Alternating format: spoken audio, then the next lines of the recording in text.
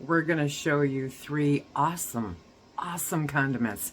Perfect for summer grilling. Let's get started. Hello everyone and welcome to Sutton's Daze. If you're new here, my name is Lisa and we are all about pantry preparedness, and summertime is one of my favorite times because I love to barbecue, I love to grill, and one of my favorite condiments, or a few of my favorite condiments for grilling, are what we're going to share with you today. We've got 3 different recipes, all kinds of really good stuff. Let's get started. First, we're going to do pickled bell peppers. Yes, you are, oh, just so good. I have no words for them. You're going to need 7 pounds of good firm bell peppers. Be sure to go into the store, touch these, feel these, make sure they're the right ones. You need 3.5 cups of sugar, 3 cups of 5% vinegar, 3 cups of water, 9 cloves of garlic, and 4.5 teaspoons of canning or pickling salt. Once you have all of those beautiful bell peppers, are those just not the most pretty things you've ever seen? Once you have them all cut up, right, put them to the side, you're going to add the water and the vinegar and the sugar into a pot. But while that's happening, you're going to add a 1/4 teaspoon of salt and 1 garlic clove to each jar. You can use kosher salt, pickling salt. You cannot use iodinized salt, whatever, that salt. You can't use that kind of table salt. What it does is, I mean, you can use it, but it turns cloudy, and that takes away the pretty. And part of the fun of these is that they are so pretty, and they look so good on everything. Now that that is boiling, we're going to add the peppers. It's been boiling for a solid minute, okay? And so now we're going to add the bell peppers. And we're going to bring that back up to a boil, and then we will start filling the jars. Once this comes back up to a boil, we'll turn off the heat and fill the jars. Okay, now we're going to start filling the jars. One of the things that you may want to pay attention to, or to keep your expectations in check, right? I always say, let's keep our expectations in check here. These are not going to be crispy like fresh cut peppers, okay? These are pickled. They've obviously been boiled in the solution, in the brine, and so they're not going to be crispy, but they're going to be delicious. Have you ever had one of those fair hot dogs or sausages that have like all the good stuff on them, right? Yes, that's what Phil calls these. He calls them fair dogs. So what I'm going to do is I'm going to fill these with the peppers. We're going to get them all in there as much as we can. And ow, there we go. And I love all the different colors in there. It just makes it that much more festive because you should be having fun. It's summertime, my friends. All kinds of good. At the end, you're going to want a 1/2 inch headspace. So with the peppers, I push the peppers in there until it's an inch headspace, and then I will bring it up to a 1/2 inch when I add the brine. That makes sure that we have the proper headspace for this pickling venture. You can use wide mouth or regular mouth. I use whatever I can grab the easiest. That's what works for me. I will mention that this is the only recipe that I'm sharing with you today that can be made shelf stable. So while this is going on, you want your water bath canner coming up to temp or your steam canner. Now that we've got the peppers in, we're going to ladle in the hot brine that's from the pot.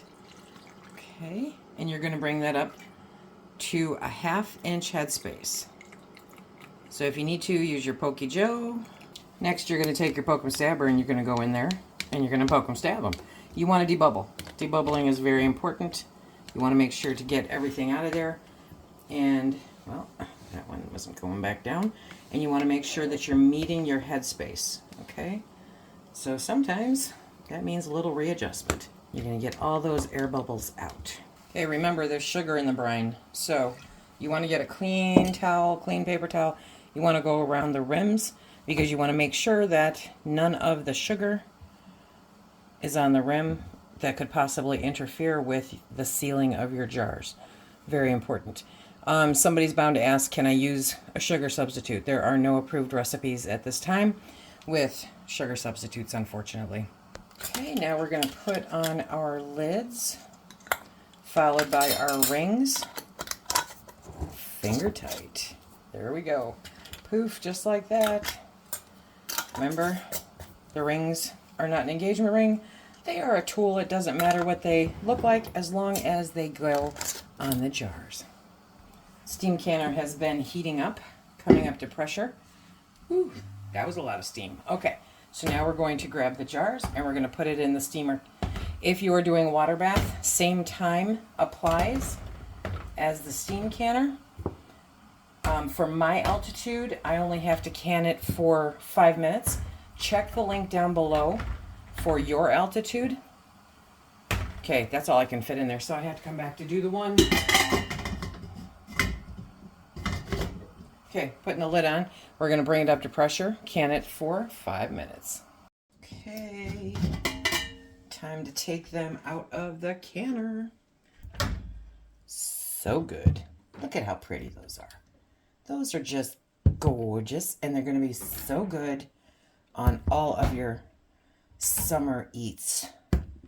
Or just, you know, for the sake of having some pickled peppers, because Peter Piper picked a peck of pickled peppers, right? And there we have our pickled peppers. Okay, next we're going to do red onions. Pickled red onions are amazing. If you have a mandolin, this is a great time to use it. I don't, because I consider myself to be deadly with sharp objects, and I like my big knife. And somebody always asks, the link for the knife is down below.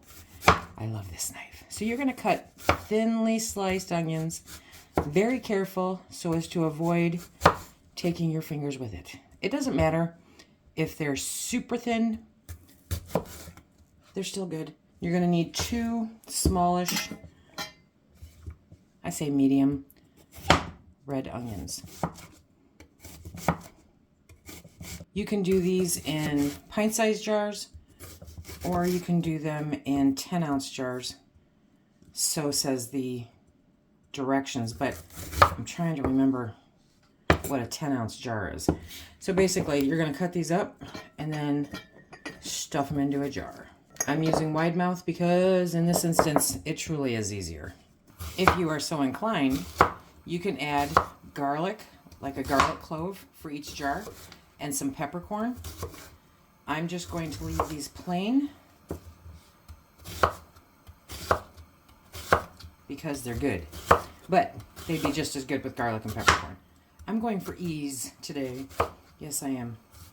So if you want, go ahead and throw 1 garlic clove and some peppercorn into the jar. And then stick your sliced onions in there. While we're filling the jars, we have our brine coming to a boil. The link is down below for the brine that I'm using for this. I'm using the same brine for the onions as I will for the next one. What are we going to use that 1.5-pint jar for, Lisa? Well, we're going to save a little time and a little energy, and we are using shredded carrots. Yes, we are. So these are matchstick carrots. You can find them at your local grocery store. This saves me from having to do the slicing and the dicing, right?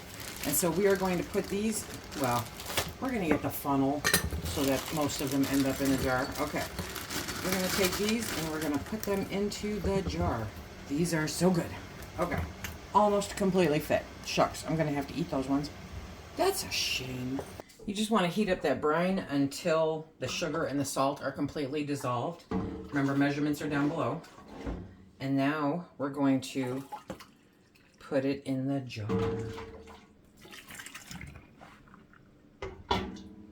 Now remember, these are refrigerator pickles. So you want to make sure that everything in the jar is being covered by the brine.